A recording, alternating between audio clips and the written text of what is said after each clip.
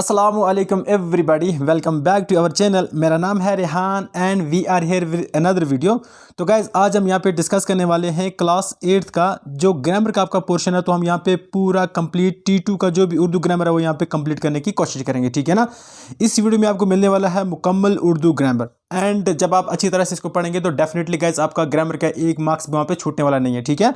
आपको क्या करना है, एंड तक मेरे साथ बने रहना है और जहाँ पे मैं आपको पढ़ाऊंगा आपको डेफिनेटली मेरे साथ पढ़ना है। और अगर आप नोट बना रहे हैं तो डेफिनेटली नोट बनाते जाओ, साथ साथ में स्क्रीनशॉट उठाते जाओ, ठीक है। क्योंकि मैं यहाँ पे आपके लिए कंप्लीट वीडियो लेके आऊँ। किसकी वीडियो भाई? ये ग्रामर की वीडियो और ये T2 में आएगा, ठीक है। 100% आएगा, इसके लिए हम श्योर हैं। ओके, तो चलो देख लेते हैं इसमें आता क्या क्या है। पहले इसमें स्टडी करते हैं, हम स्टडी करते हैं थोड़ा सा बेसिक से, ठीक है ना। इसम से स्टडी कर देते हैं। हौलाना इसम तो नहीं आएगा ग्रामर में, एग्जाम में नहीं आएगा, बट हाँ फिर भी थोड़ा सा आइडिया होना चाहिए। इसम होता क्या है भाई? इसम वो कलमा है जो किसी शख्स या जगह या चीज़ का नाम हो। मतलब किसी भी शख्स, जगह या चीज़ का नाम, उसको हम इसम कहते हैं। मिसाल के तौर पर आप पूछते होंगे भाई आपका इसम ग्रामी क्या है, मतलब आपका नाम क्या है। तो नाम का मतलब है यहाँ पे इसम। तो इसको हम इंग्लिश में कहते हैं नाउन। इंग्लिश में क्या कहते हैं भाई? नाउन। जिनको इंग्लिश आती है वो अंडरस्टैंड कर पाएंगे। नाउन का मतलब है name of any person, place, something, जिसको हम नाउन कहते हैं। और उर्दू में इसको हम कहते हैं इसम कहते हैं, ठीक है ना। इसम कहते हैं, तो ऑलरेडी आपको पता होगा, ठीक है। मिसाल के तौर पर आप बोल सकते हैं इसमें जिस तरह दरिया झेलम एक नाम है किसी का, जिस तरह किंग अकबर एक नाम है, जिस तरह किताब का नाम दे सकते हैं, कोई भी एक पर्टिकुलर किताब का नाम दे सकते हो। तो इसका मतलब है यहाँ पे हम नाम ले रहे हैं। जहाँ पे हम नाम ले रहे हैं उसका क्या मतलब है? वो एक इसम है। हो गया इतना क्लियर। और ये जो वाला क्वेश्चन है ना, ये इंपॉर्टेंट है जो मैं अब आपको पढ़ाने जा रहा हूँ। कहता है कि माने के लिहाज से इसम की दो किस्में हैं। क्वेश्चन आ सकता है कि भाई डैश डैश बताओ कि माने के लिहाज से माने के लिहाज से इसम की डैश डैश किस्में हैं। तो वहाँ पे बताना कि माने के लिहाज से इसम की दो किस्में हैं। कौन कौन सी हैं?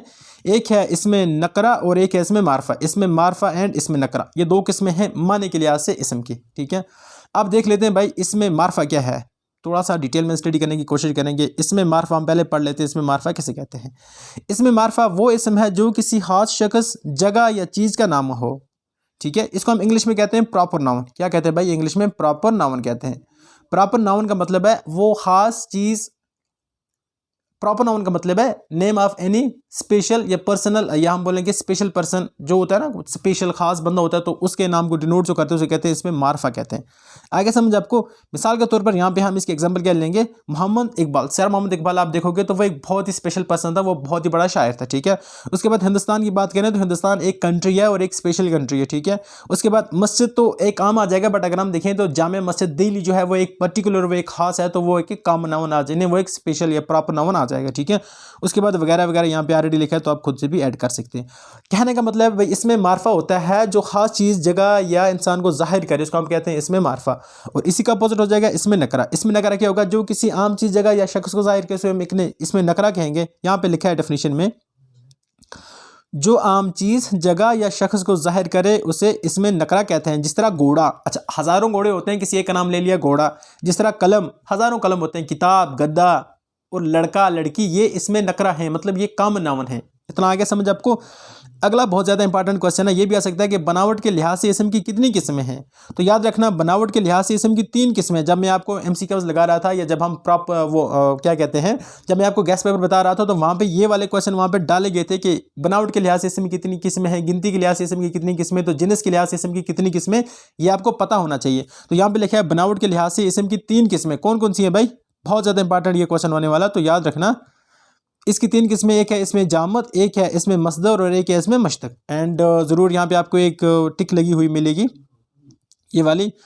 इनफैक्ट ये नोट्स हमें सेंड किए सानिया मंजूर ने, तो we are thankful to Sania Manzoor for sharing your resources with we all.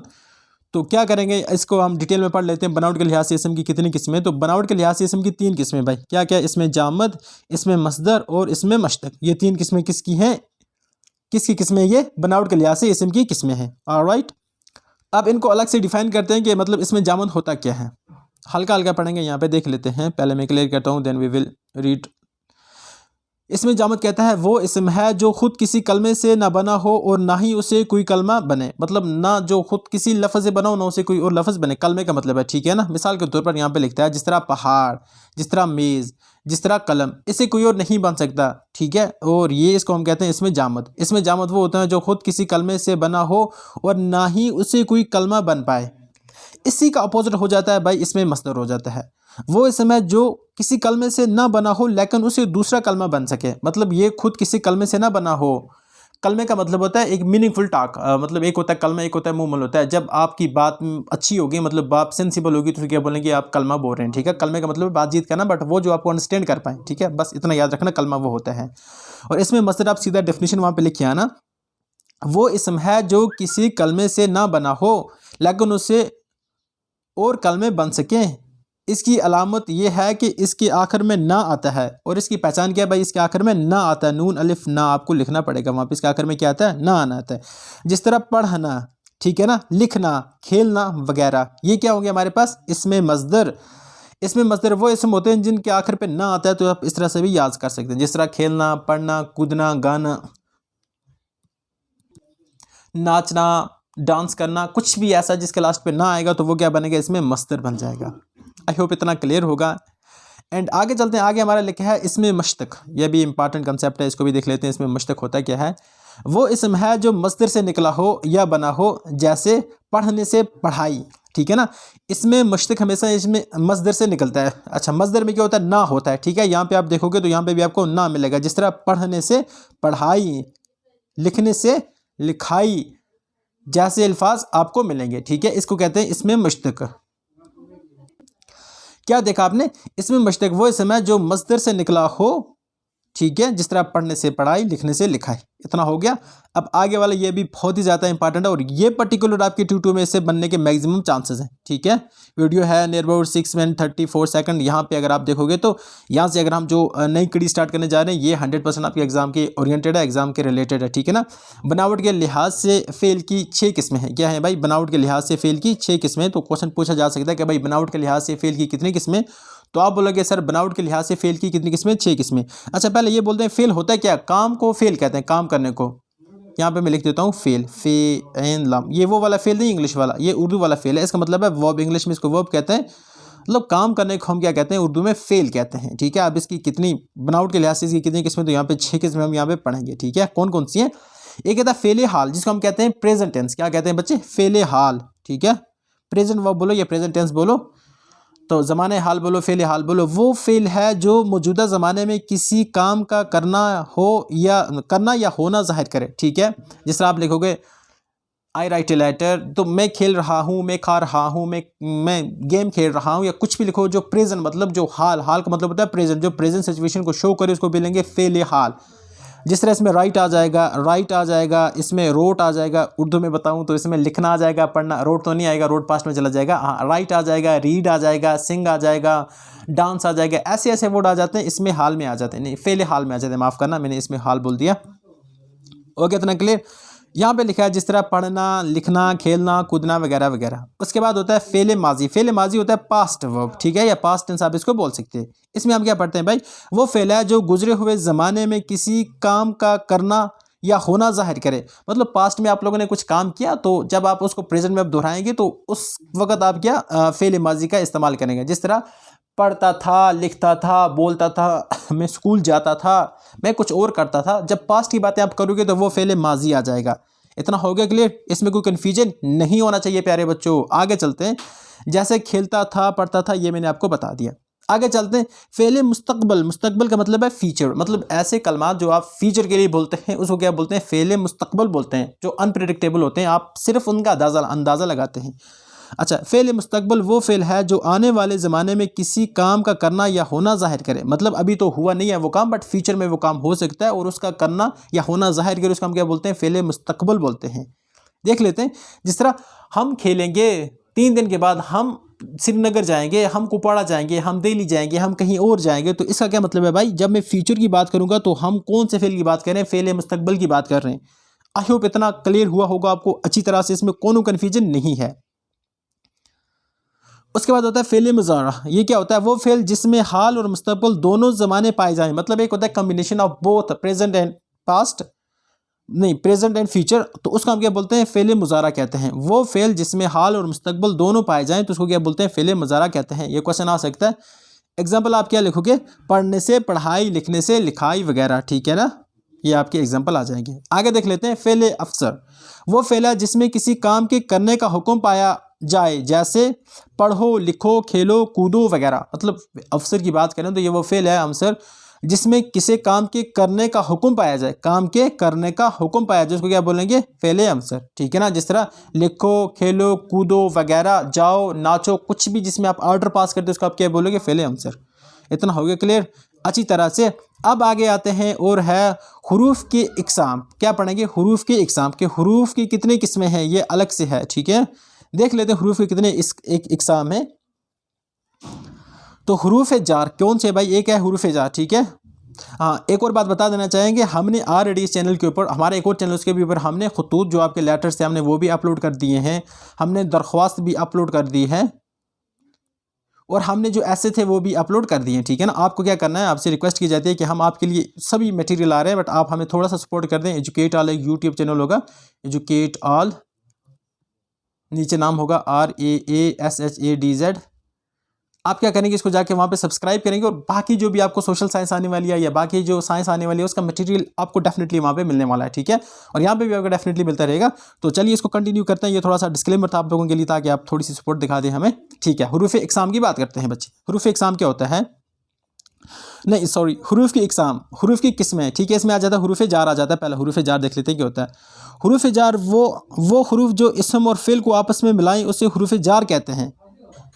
जिस तरह मिसाल के तौर पर मैंने किताब अलमारी में रखी, या लिखोगे आप रेहान ने किताब अलमारी में रखी। यहाँ पे जो में आएगा ना, ये आएगा हुरूफ जार आएगा, दो चीज़ों को मिला रहा है, मतलब रेहान को और अलमारी को, या किताब रखी को मतलब फेल को रखा। जिस तरह ये बोलोगे बशीर होटल में सो रहा है। अच्छा, एक है सो रहा है, और कौन सो रहा है भाई? बशीर होटल में सो रहा है। अब यहाँ पे जो में है ना, वो किसका काम है? वो उसको हम बोलते हैं हुरूफ जार कहते हैं। इतना आ गया समझ आपको? मैं देखता हूँ यहाँ पे क्लियर करके। उसके बाद इसमें आप क्या लिख सकते हैं? इसमें आप आ सकते हैं किताब अलमारी पर रखी हुई है, या किताब मेज़ पर रखी हुई है। किताब मेज़ पर यहाँ पे आपने इस्तेमाल किया तो ये क्या आपके बन जाएगा? हुरूफ जार बन जाएगा। इसको इंग्लिश में बोले तो इसको प्रीपोजिशन बोलते हैं। इसमें एग्जांपल में लिख देता हूँ। एक तो आपको आ जाएगा हुरूफ जार में आ जाएगा में आ जाएगा, आप क्या लिखेंगे? में आ जाएगा। उसके बाद आप लिखेंगे पर लिखेंगे, उसके बाद लिखेंगे ऊपर नीचे, कुछ ऐसे वर्ड इस्तेमाल करके आप दरमियान आगे पीछे, तो इसको हम क्या बोलते हैं? हुरूफ जार कहते हैं। आया समझ अच्छी तरह से? ओके, अगला वाला टॉपिक देख लेते हैं। अगला कहता है हुरूफ इस्तेहकाम। क्या होता है? इस्तेहाम पता नहीं क्या लिखा है, तो सॉरी फॉर दैट कन्वीनियंस। ठीक है, देख लेते हैं जो लिखा है यहाँ पे, इसको हम रीड कर लेते हैं। वो हुरूफ जो कुछ पूछने के लिए इस्तेमाल हो उससे कहते हैं। ठीक है ना, मिसाल के तौर पर आप पूछोगे कब, कैसे हुआ, किसने किया, तो उसको हुरूफ इस्तेहाम कहते हैं। ठीक है ना, इस्तेहाम कहते हैं। इतना आया समझ आपको? जिस तरह कब, कौन, कैसे, क्यों, क्या कर रहे हो, कब किया, कैसे किया, तो ऐसे अल्फाज जब इस्तेमाल करोगे तो ये वाला हरूफ बना देगा। आई होप आपको आया होगा। अच्छा, उसके बाद आता है हुरूफ अत्फ। हुरूफ अत्फ किसे कहते हैं? वो हुरूफ जो दो कलमों को आपस में मिलाए, जैसे और, वाह, कैसे, फिर वगैरह, मतलब दो कलमों को आपस में मिलाए, दो सेंटेंसों को आपस में मिलाए, उसको हम क्या बोलते हैं? हुरूफ अत्फ। इसको हम बोलते हैं इंग्लिश में कंजक्शन। ठीक है ना, कंजक्शन। जिस तरह आप बोलोगे रेहान एंड सायम भाई हैं, रेहान और सायम आपस में भाई हैं। यहाँ पे और का इस्तेमाल मैंने किया ना, तो ये जो और का इस्तेमाल हुआ ये क्या है? यहाँ पे कंजक्शन है, इसको हम बोलेंगे हुरूफ अतफ बोलेंगे। ठीक है ना। अच्छा, आप कभी इस्तेमाल करते हो लेकिन। ठीक है, मिसाल के तौर पर आदिल स्टेज पे गया लेकिन वो कुछ ना बोल पाया, तो यहाँ पे आपने लेकिन का इस्तेमाल किया। लेकिन का क्या मतलब है बच्चे? लेकिन यहाँ पे हुरूफ अतफ बन जाएगा आपके लिए। ठीक है ना। अगले हरूफ की डिस्कस करते हैं। यहाँ पे अगला हरूफ है, ये भी अच्छा है, हुरूफ निदा। हुरूफ निदा का मतलब है किसी को जब आप आवाज़ लगाते हैं तो उसके लिए जो हरूफ इस्तेमाल होते हैं उसको हम कहते हैं हुरूफ निदा। जो पकाने के लिए बोला जाए किसी को आवाज़ सॉरी गाइस, मेरी तबीयत थोड़ी सी डाउन है, I am really sorry for that. हाँ, यहाँ पे हम क्या करते हैं, हुरूफ निदा कौन से होते हैं? मतलब आप किसी को पुकार रहे हैं या किसी को आवाज़ें दे रहे हैं, जो हरूफ आप इस्तेमाल करेंगे उसको हम क्या बोलेंगे? हुरूफ निदा बोलेंगे। क्या बोलेंगे बच्चे? हुरूफ निदा बोलेंगे। ठीक है, जैसे ओ, ए, अरे भाई कहाँ पे हो, ओ हेलो सुनो, तो इस तरह के जब आप अल्फाज इस्तेमाल करेंगे तो तब वो क्या होगा? हुरूफ निदा बन जाएगा। अब उसके बाद आते हैं हुरूफ तासफ की बात करते हैं। ठीक है ना। हुरूफ तासफ वो अल्फाज होते हैं जो अफसोस या तकलीफ़ के वक्त बोले जाएं, जो अफसोस और तकलीफ़ के मौके पर बोले जाएं उसको बोलते हैं हुरूफ तासफ बोलते हैं। तासफ है ना, दुख दर्द के मौके पर जब घबराहट परेशानी हो तो तब बोला जाए तो हुरूफ तासफ कहते हैं।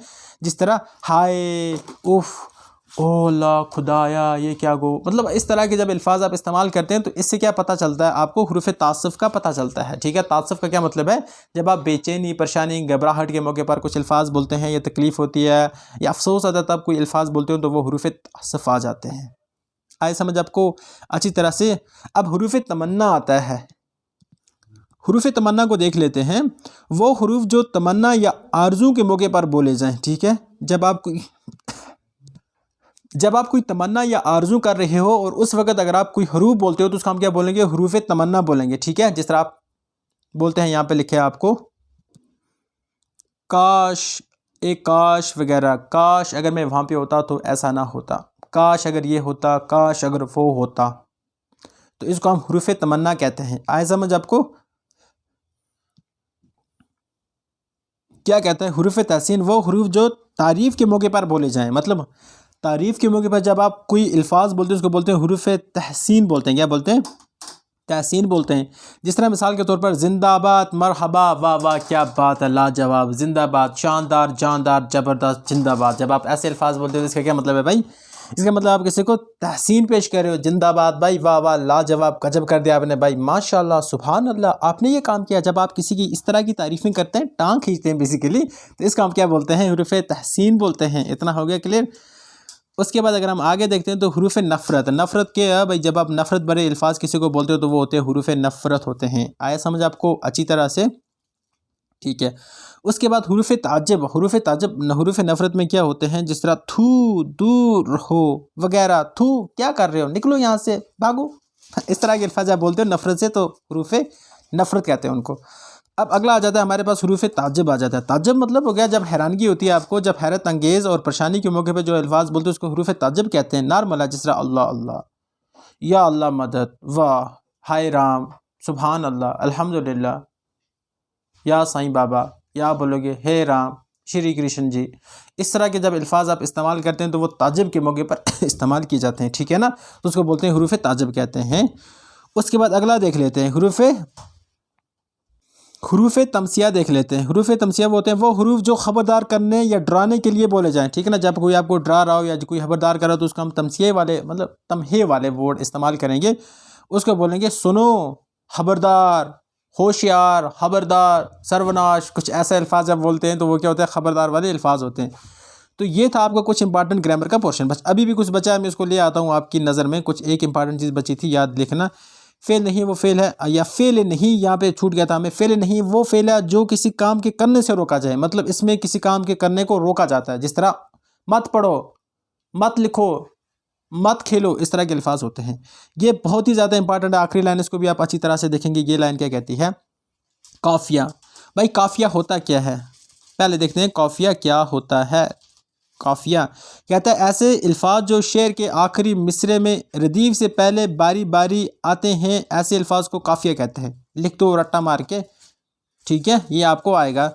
काफिया ऐसे अल्फाज जो शेर के आखिरी मिसरे में रदीफ से पहले पहले आते हैं, तो ऐसे अल्फाज को काफिया कहते हैं। अब रदीफ क्या होता है, ऐसे अल्फाज जो शेर के आखिरी में काफ़िए के बाद आते हैं। ठीक है ना, अब मेरे पास यहाँ पे कोई शेर होता तो यहाँ पे आपको मैं अच्छी तरह से बता देता प्रैक्टिकली कि काफ़ी और रदीफ क्या होता है। बट फिलहाल आप क्या करेंगे, इस डेफिनेशन पे ही गौर करेंगे। आपको फिलहाल शायरी को छोड़ो, डेफिनेशन याद करके जाएंगे और कल एग्जाम में अगर आ गई तो आप ये सीधा लेके आएंगे। ठीक है ना, रदीफ बोलना है ऐसे अल्फाज जो आखिर में, मतलब काफ़िए के आखिर में लगाते हैं उनको रदीफ कहते हैं, और जो काफ़िए के पहले लगाते हैं उनको हम, जो रदीफ से पहले लगाते हैं उनको हम काफ़िया कहते हैं। काफ़िया आता है रदीफ से पहले और रदीफ आता है काफ़िए के बाद, as simple as it is. ठीक है ना, और आगे नज़म की बात करें तो नज़म यहाँ पे मैं लिखे। एक और चीज़ अगर आप आ गई तो तशबीह क्या होती है भाई। ठीक है ना, तशबीह सबसे इंपॉर्टेंट चीज़ है। तशबीह का मतलब है किसी एक चीज़ को किसी दूसरी चीज़ के साथ कंपेयर करना, उसको हम बोलते हैं तशबीह, या उसकी मिसाल बयान करना। उसके साथ कंपेयर नहीं करना, यहाँ पे मिसाल बयान करना या उसकी मिसाल जैसे बयान करना, इसको हम बोलते हैं तशबीह। किसी एक चीज़ को दूसरी चीज़ के मानद करार देना या किसी दूसरी चीज़ की मानद करार देना, उसको हम क्या बोलते हैं, तशबीह कहते हैं। जिस तरह मैं बोलूँगा कि ये लड़की फूल जैसी है, मतलब ये लड़की फूल तो नहीं है, तो मतलब फूल जैसी का मतलब है कि ये इतनी ज़्यादा खूबसूरत है। ठीक है, जिस तरह आप लिखोगे मेरा बेटा शेर है, इसका मतलब ये नहीं कि मेरा बेटा जंगली जानवर शेर है। ठीक है, तो इसका क्या मतलब है, मेरा बेटा बहादुर है। ठीक है, ये बोल सकते हो मेरा दोस्त गधा है, तो इसका मतलब नहीं वो बेचारा गधा है, इसका मतलब है कि भाई हाँ वो आप उसकी बहुत ज़्यादा टांग वांगे खींचते हो, तो ये आप बोल सकते हो। तो मतलब इस तरह से आप बोल सकते हो। तो जब तशबीह के लिए जब कुछ अल्फाज आप इस्तेमाल करते हैं तो उसको हम क्या बोलते हैं, हुरूफ तशबीह कहते हैं, ठीक है ना। तो ये था हमारा आज का ग्रामर के ऊपर पूरी सीरीज़। आई होप आपको पसंद आई होगी। अगर आपको पसंद आई है तो डेफिनेटली आप हमारे चैनल को लाइक करेंगे और हमारे इस चैनल को एजुकेट